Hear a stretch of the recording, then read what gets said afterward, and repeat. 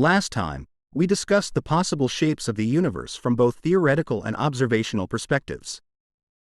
It could be positively curved like a sphere, negatively curved like a saddle, or have zero curvature like a flat universe. In summary, all three shapes are theoretically possible, but current observational evidence leans more towards the last option, a flat universe with zero curvature. However, in the final surprise, we mentioned a 2019 paper published in Nature Astronomy that suggested, based on Planck satellite data regarding the cosmic microwave background, that our universe might not be flat but instead positively curved. This implies that our universe isn't infinitely large. As the title of the paper suggests, modern cosmology could face a crisis due to this revelation.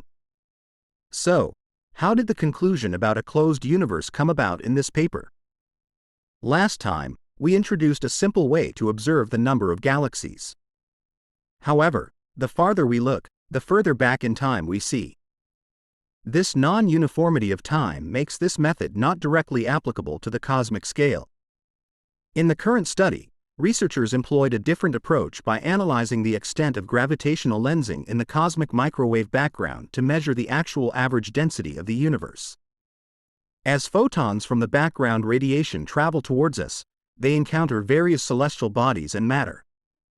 These objects create gravitational lensing due to their masses, causing the arriving photons to not precisely indicate their source. The image we see becomes blurred.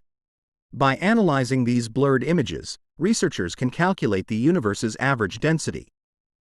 This study calculated an average density of 6 proton masses per cubic meter, while the critical density calculated from the Hubble constant is 5.7. Though it might seem like a mere 0.3 proton mass difference, remember that this is per cubic meter, and the universe is composed of countless cubic meters, making the discrepancy vast beyond imagination. This additional mass alters the entire universe from one at critical density to one with positive curvature. So, how should we interpret the viewpoints presented in this paper? Is modern cosmology truly facing a revolution? We can see that the paper's claim, based on anomalous lensing amplitude analysis in the cosmic microwave background, is a calculation of accuracy dependent on specific theoretical models and input data.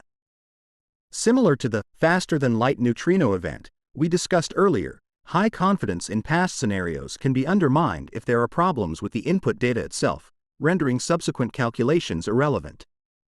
Regarding these results, they hinge on certain data assumptions, such as the Hubble constant. As previously mentioned, Hubble constant measurements from different methods diverge, with substantial discrepancies.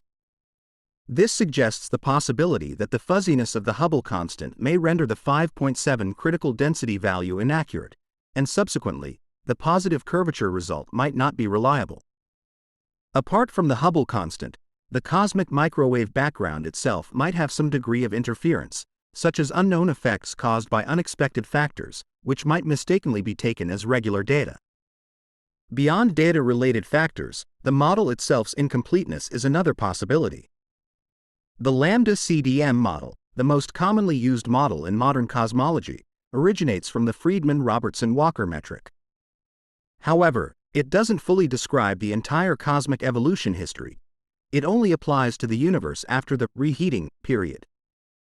It falls short in explaining the earlier and inflationary periods. Thus, while the Lambda-CDM model is the most reliable current model, it still requires further refinement. Apart from the aforementioned possibilities, the positive curvature result could also potentially be a statistical fluctuation. This kind of fluctuation might stem from minor inaccuracies in the analysis, which can be amplified through complex calculations, akin to the butterfly effect. Of course, it could also be noise or random fluctuations. You may have noticed that regardless of the possibility, our actual observations are always based on local inferences about the global. All our observational methods yield results within the observable universe, leaving us with no direct means to understand the entire cosmos. This is an inherent limitation. Confronted with the partially unknown universe, our only recourse is to deduce from the principles of isotropic cosmology. If the local region is flat, the global should be flat. If the local region possesses curvature, so should the global. However, All these considerations appear to be based on specific circumstances.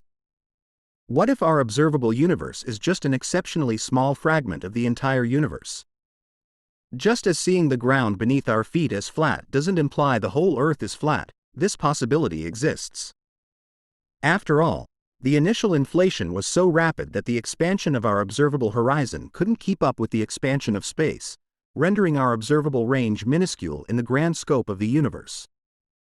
In conclusion, for the observable universe, our cosmos is nearly flat, and most current observations support this conclusion. If it is truly flat, based on the principles of isotropic cosmology, we can infer that the entire universe should also be flat. However, considering the inflationary and Big Bang evolutionary processes, there's indeed a possibility that the entire universe possesses curvature.